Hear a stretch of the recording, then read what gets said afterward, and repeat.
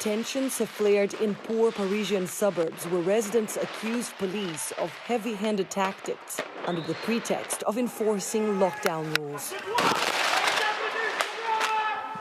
This is the spot of the incident that triggered this latest wave of violence. Right here, a 30-year-old motorcyclist crashed into an unmarked police vehicle.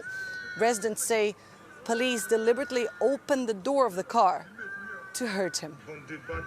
From his hospital bed, the motorcyclist has pleaded for calm. And while residents say they don't want things to escalate, they also say intimidation and humiliation have gone on for too long.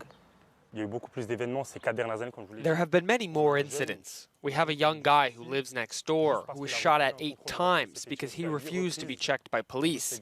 We want to be equals because that's what France is all about. Equality, fraternity. But we don't feel like we're treated equal. If you come from a suburb, and especially one that is perceived as tense, you're a second-class citizen, and even more so if you're Arab or black or Muslim.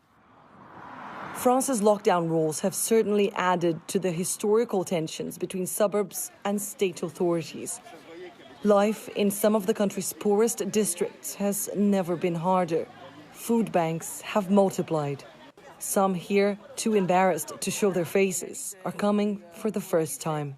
The hardest thing to deal with is the kids. When they say, "Mom, I want this or this," and we can't pay the bills. In working-class neighbourhoods, this public health crisis is made worse by a social crisis. And perhaps we failed to anticipate the impact. To stay at home and stop working, even in formal jobs, it worsens the hardships. For the man who's been documenting the tensions and whose pictures we used in this report, the added economic stress and the absence of public trust in police can push France's suburbs over the edge. For me, these are not riots just for the sake of rioting. These are a cry for help. What's happening in this district is a cry for help to the government, to the state, to the president. It might not be the best way to do it, but it's the only way many here have to be heard. The question is, what happens if they're not? Annelise Borges, Euronews.